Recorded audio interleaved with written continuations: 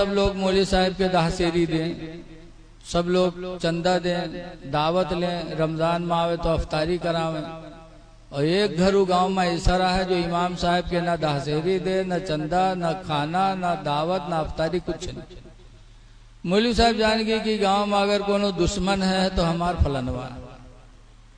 अल्लाह की मर्जी, एक दिन मौलवी साहब असर की नमाज पढ़ाए, मस्जिद के आंगन में टहल रहे थे, तो उसी घर से, जिस घर से कभी कुछ नहीं मिला था, उसी घर से एक छोटा बच्चा मिट्टी का कूंडा सर पे रखे, कागज से ढके हुए और मस्जिद की तरफ आ रहा था। मौलवी साहब देखें तो मुंह में पानी आवा लागे, ना आज है कोनो जुगाड़। मौलवी साहब पलथी मार के बैठ गए, कूंडा रखे तो कपड़ा हटाए तो देखें पूरा कूंडा खीर से भरा। तब मौलवी चौंके, कहीं हाय अल्लाह, इस घर से कब अफ्तारी तक नहीं आई और पूरा कूंडा खीर से भर के आवा। तो लड़कवा से कहे लगे कि अरे तेरे अम्मा का अगर पठवे ग्राम रे खाते तो कोनो पियाली में पठे दिए हो, कोनो प्लेट में पठे दिए हो, ये पूरा कूंडा भर के कहे पठे से काम भैंसा वैसा हुई का। तो लड़कवा के ना ही मौलवी साहब, अम्मा हमार खीर बना के रखीन और चली गई पानी ले, अत्ते में यहाँ कुतवा आवा मुँह डार के खाए ला। तो अब्बा लाठी लेके अम्मा पर दौड़े के आए, रे खीर कुत्ता झूठ गई थी सी कहा भाई रे। अब तो इन घबराओ ना मस्जिद में पठे थे, मुल्ला जी खाए ले। जब मौलवी सुनीन उठाए के कूंडा फेंकी, कहीं ला हौल वला कुव्वता इल्ला बिल्लाह, ला हौल वला कुव्वता इल्ला बिल्लाह। इतनी जोर जोर से लाहौल पढ़े कि लड़कवा डराए के रोवे लाग। जब रोवे लाग तो मौलवी पूछा था अभी रोता क्यों है। तो लड़का के मौलवी साहब, यही कूंडा में हमारा अम्मा कूड़ा फेंकत रहा है, फोट डारे हो हमारा अम्मा कूड़ा किमा फेंकी है मौलवी साहब। तब मौलवी अपन खोपड़ी पीटे लागे, कहीं हाय ला हम इतने बदनसीब निकले, खीर मिली कुत्ता झूठ, वो वैसे बर्तन में जमा कूड़ा फेंका जाता है। तो आज यही हाल है हमारी माँ बहनों का, जो खाना बच जाएगा कोई नहीं खाएगा, बासे हुए जी का ले जाओ फकीर का दे ना, जौन गेहूं मरीगा हो बारीक होगा होगा ले जाओ मस्जिद के दहसेरी में दे। अरे अल्लाह के नाम पर खर्च करो, अच्छी चीज, अच्छी चीज खर्च करो तो अल्लाह आपसे राजी हो जाएगा। शैतान से एक दफा किसी बुजुर्ग ने पूछा कि ये बताओ कि तुम किन चीजों की बुनियाद पर लोगों। अल्हम्दुलिल्लाह अल्हम्दुलिल्लाह नहमदुहु व नस्तईनुहु व नस्तगफिरुहु व नुमिनु बिहि व नतवक्कलु अलैहि व नऊज़ु बिल्लाहि मिन शुरूरि अनफुसिना व मिन सय्यिआति अमालिना। मन यहदिल्लाहु फला मुदिल्ल लहु व मन युद्लिलहु फला हादिय लहु व नशहदु अन ला इलाहा इल्लल्लाह वहदहु ला शरीक लहु व अशहदु अन्न सय्यदना व मौलाना मुहम्मदन अब्दुहु व रसूलुहु सल्लल्लाहु तआला अलैहि वसल्लम। अम्मा बाद फ़अऊज़ु बिल्लाहि मिनश शैतानिर रजीम।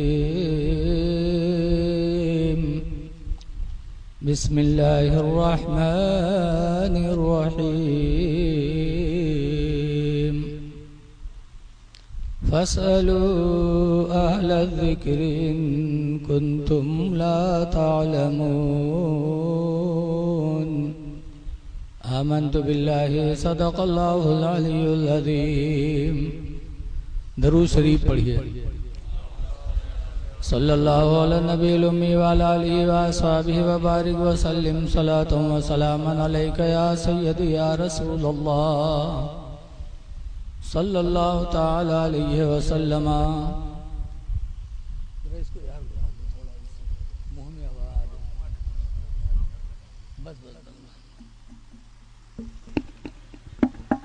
हजरात, काफी वक्त हो चुका है और आप बैठे हैं। लेकिन ये यकीन जानो कि जिसके लिए बैठे हैं वो सब हमको तुमको देख रहे हैं। किसके लिए बैठे हैं? अल्लाह की रजा के लिए और उसके रसूल की रजा के लिए,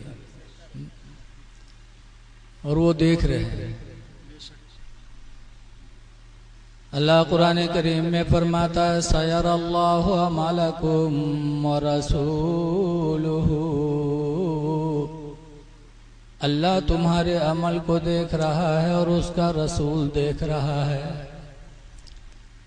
तो जब देख रहे हैं तो इंशाअल्लाह इसका बेहतर सिला भी मिलेगा।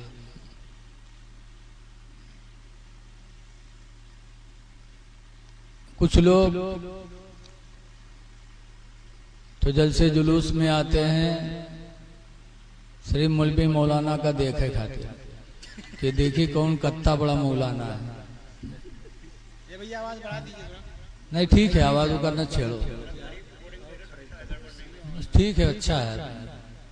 माइक अच्छा बोल रहा है, उसको डिस्टर्ब न करो। कोई भी बाजा वाला नहीं चाहता कि हमारा बाजा फेल हो जाए, लेकिन अब मशीन का मामला है, क्या करें।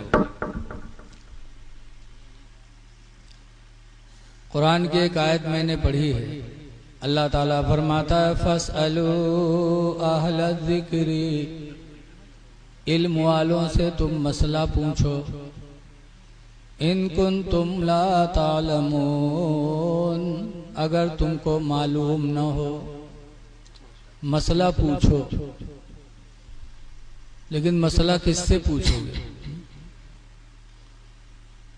सुबह उठी हो तो जई हो प्रधान के द्वारे, दलाली करी हो आधा घंटा बैठ के, और पहियो का एक बीड़ी या बहुत प्रधान तरस खाए जे तो एक चाय पिया। मसला तुमको प्रधान से मिलेगा, कोटेदार से मिलेगा।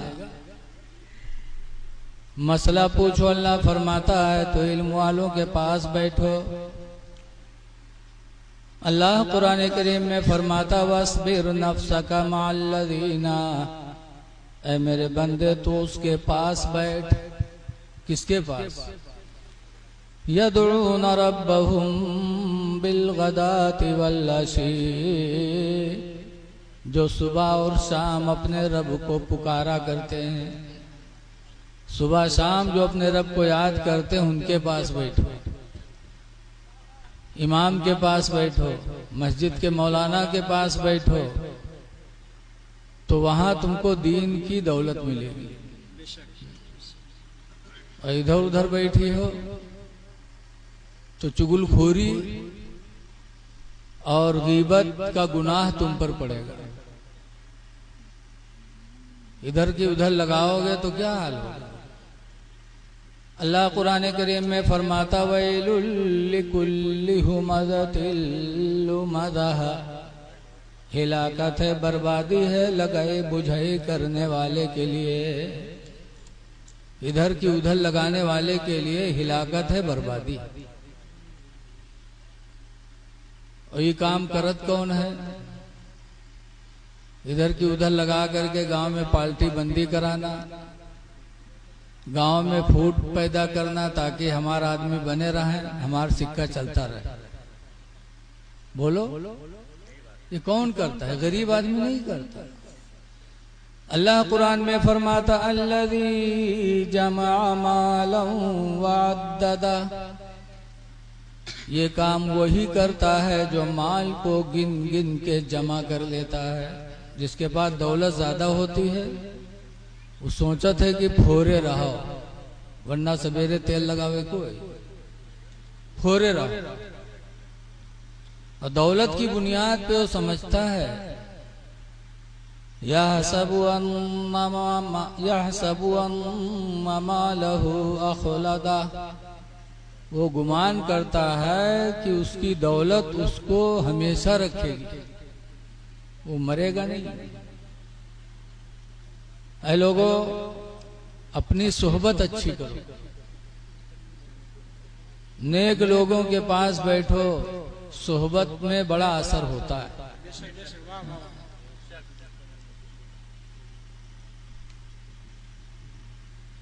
हजरत उमर फारूक आजम रजी अल्लाह ताला अन्हु के दौर में एक शख्स पकड़ा गया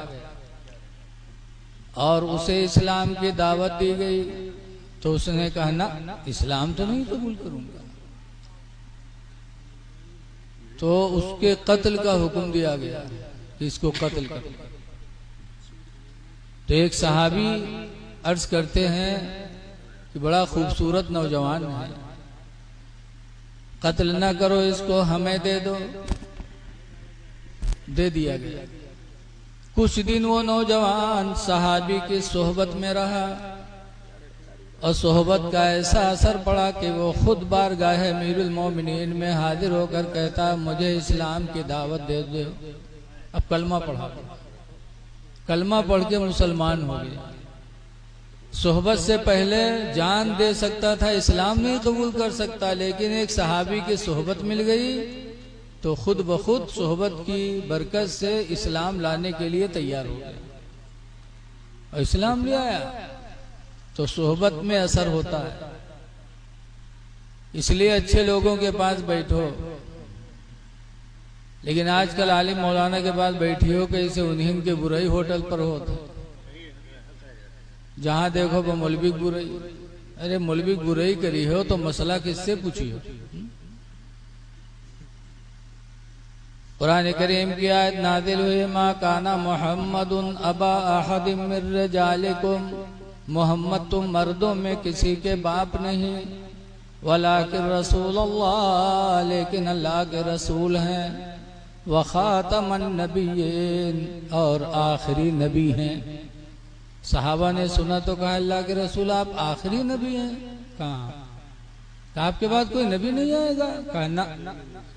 तो सहाबा की आंखों में आंसू आ गया, कहने लगे, अल्लाह के रसूल जब आप आखिरी नबी, आपके बाद कोई नबी नहीं आएगा तो दीन किससे मिलेगा? दीन कौन सिखाएगा? तो हुजूर ने फरमाया, मेरे बाद कोई नबी नहीं आएगा, मैं आखिरी नबी हूँ, लेकिन मेरे बाद मेरी उम्मत के उलमा तुमको दीन की दावत देते रहेंगे।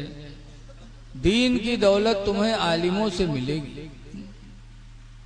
तो इसलिए हम इनकी बुराई न करें, बल्कि इनके करीब जा करके हम दीन की दौलत सीखें। अभी एक साहब ने मुझसे कहा मदरसे में कि मौलाना साहब हंसायो ना। मैं एक बात कहना चाहता हूं कि किसी बात को समझाने के लिए हमारे बुजुर्गों ने लतीफे का सहारा लिया है। हजरत मौलाना रूम अलैहिर्रहमा जो पाए के वली गुजरे हैं, वो भी कुरान और हदीस को समझाने के लिए लतीफा का सहारा लेते। हजरत मौलाना अब्दुल मुस्तफ़ा आज़मी अलैहि रहमत व रिज़वान, जिन्होंने 25 किताबें लिखी हैं, जिनकी किताबों को पढ़ करके हम लोगों को भी थोड़ा बहुत तकरीर करना आया। जो कुछ मैं बोलता हूँ अक्सर हजरत की किताबों ही से बोलता हूँ। हजरत उमर फारूक आजम रजी अल्लाह ताला अन्हु एक दिन घर से निकले, मिशकात की हदीस में है, और कह के निकले कि आज मैं हुजूर के पास जा रहा हूं और हुजूर से ऐसी बात करूंगा कि हुजूर को हंसी आ जाए। हुजूर को हंसाने के लिए हजरत उमर घर से निकले और हुजूर के पास गए तो हुजूर की बीवियां हुजूर को घेरे बैठी थी। 9 बीवियां एक वक्त में बाहयात थी, घेरे बैठी थी और कह रहे थे कि आप जो महीने का खर्चा देते हो खर्चा कम पड़ जाता है, आप हम लोगों का खर्चा बढ़ाइए। सबका खर्च अलग अलग बंधा था, तुमको इतना मिलेगा, तुमको इतना मिलेगा, तुमको इतना मिलेगा महीने में। एक ठोर हो तो के न बांधो दिया करो, जो 2-4 हुई है तो बांधे तो परवे करी। तो खर्चा बांध दिया था सरकार ने।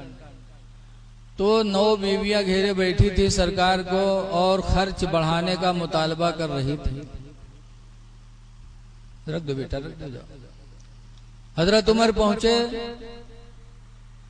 हंसाने की नीयत से, गए, कहने लगे अल्लाह के रसूल एक मसला बता दो। कहा क्या? कैसे शख्स के बारे में आप क्या कहते हैं कि जिसकी बीवी उससे खर्चा ज्यादा मांगे और वो कम देता हो, ज्यादा मुतालबा करती हो, तो ऐसे शख्स के बारे में आप क्या कहते हैं? तो हुजूर हंस पड़े और कहते, उमर जो मसला तुम पूछने आए हो वही तो मेरे घर में छिड़ा हुआ, उसी में तो मैं भी मुब्तला हूं। हुजूर मुस्कुराए, फरमाया कि ये मेरी बीवियां हैं, ये मुझसे खर्चा ज्यादा मांगती हैं। तो हजरत उमर की बेटी हफ्सा हुजूर की बीवियों में शामिल थी। सहाबा का ईमान देखो, मोहब्बत रसूल देखो, औलाद से मोहब्बत कम थी, नबी से मोहब्बत ज्यादा थी। हजरत उमर फारूक आजम रज़ी अल्लाह ताला अन्हु आगे बढ़े और अपनी बेटी हफ्सा का गला दबाया, पकड़ के घटरुआ दबाया। कहा रसूलुल्लाह को तकलीफ देती है, सरकार से खर्च ज्यादा मांगती है तू, सब्र कर उतने पे जितने पे अल्लाह के रसूल राजी हों। हजरत आयशा रज़ी अल्लाह अन्हा भी बैठी थी, हजरत अबू बकर की बेटी। हजरत अबू बकर आगे बढ़े और अपनी बेटी आयशा का गला दबाया। कहा आयशा रसूलुल्लाह से खर्च ज्यादा मांगती है, जो सरकार दे उसी पर सब्र कर। बात हो गई। इससे दो चीजें हमें सबक लेनी है। एक तो ये कि किसी को ऐसी बात कहना जिससे मुस्कुराहट आए, ये भी सहाबा से साबित हो गई। और दूसरी बात ये कि सहाबा नबी से कितनी मोहब्बत करते थे आपने जान लिया। औलाद से ज्यादा मोहब्बत सहाबा अपने नबी से करते थे। तभी आज 1400 बरस हो गए, सहाबा रोशन है, कयामत तक रोशन रहेंगे, मिंबरों पे उनका नाम लिया जाएगा। इसलिए लोगों, इस चंद दिन की जिंदगी में अपने नबी से मोहब्बत कर लो। सहाबा को बहुत मोहब्बत थी, वो दिमाग को नहीं लगाते थे नबी की मोहब्बत के आगे। जैसे आज आपको किसी से दिली मोहब्बत होती है तो चाहे जुतियाए जाओ लेकिन जाइयो वही रास्ता पर। बोलो क्यों? मोहब्बत है। अब अकल काम नहीं करती। और वो इसके रसूल था। मोहब्बत और इश्क ये अक्ल पे गालिब आ जाता है। हजरत उमर फारूक आजम रज़ी अल्लाह ताला अन्हु का जमाना था। हजरत अब्बास रज़ी अल्लाह ताला अन्हु का घर था मस्जिद नबवी के गली में, और उनके छत का परनाला यानी पैप जो पानी का गिरता था वो मस्जिद नबवी के रास्ते पे गिरता था। नमाजियों को तकलीफ होती थी आने जाने में, पानी गिरता था।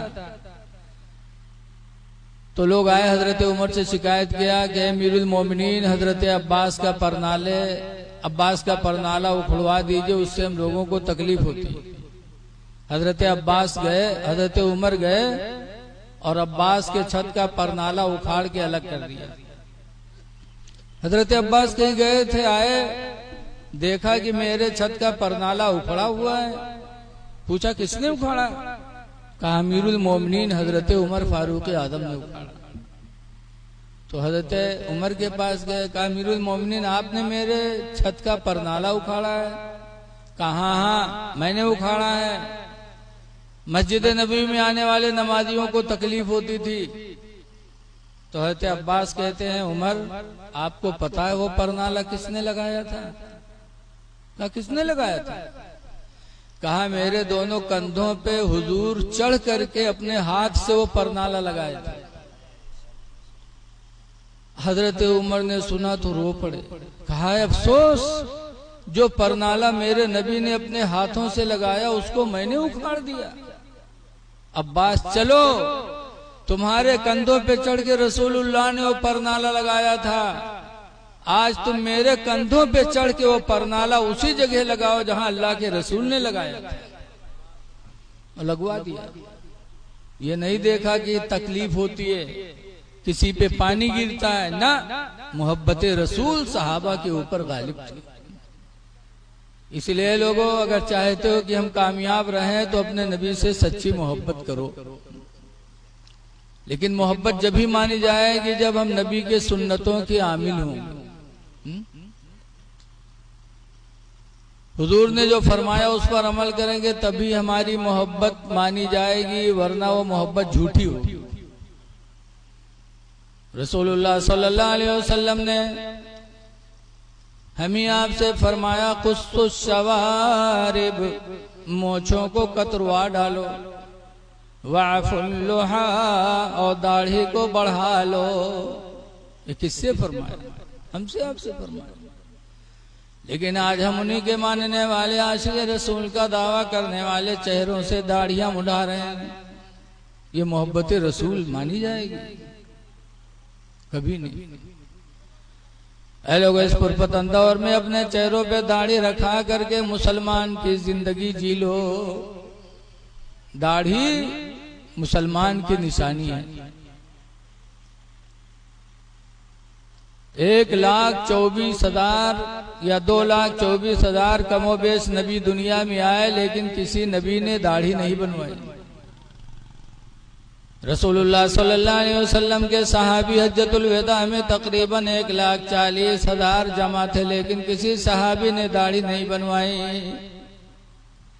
ऐ मुसलमानों, तुम चेहरों पे दाढ़ियां रखा लो ताकि जिस राह से गुजरो देखने वाले जाने कि मुसलमान जा रहा है, नबी का कोई दीवाना जा रहा है। अल्लाह कुरान में फरमाता, वला तमूतुन्ना इल्ला व अंतुम मुस्लिमून, हरगिज हरगिज तुम ना मरो मगर मुसलमान बन के मरो। दुनिया से जाओ तो देखने वाला कहे कि आज दुनिया से एक मुसलमान जा रहा है। नबी से मोहब्बत करो। दाढ़ी कब्र में रोशनी का सहारा है। दाढ़ी वो चीज है कि इसी की बुनियाद पे हजरत अली शेर खुदा रज़ी अल्लाह ताला अन्हु, आज अली के नाम पर लोग कितना खुश होते हैं, होना चाहिए।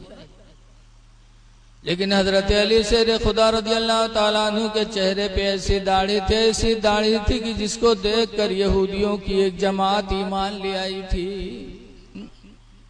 और आज हम मुसलमान होकर के दाढ़ी नहीं रखाते। दाढ़ी रखाओ, मोहब्बत रसूल को कमा हक़हू अदा करो। खुदा जाने किस वक्त बुलावा आ जाए। हुजूर मुफ्ती नानपारा अलैहि रहमत व रिजवान कहा करते थे, हमेशा के लिए रहना नहीं इस दार फानी में, हमेशा के लिए रहना नहीं इस दार फानी में। कुछ अच्छे काम कर लो 4 दिन की जिंदगानी में, कुछ अच्छे काम कर लो 4 दिन की जिंदगानी में। और जो जीते हो तो इस दुनिया में कोई काम कर जाओ, जो जीते हो तो इस दुनिया में कोई काम कर जाओ।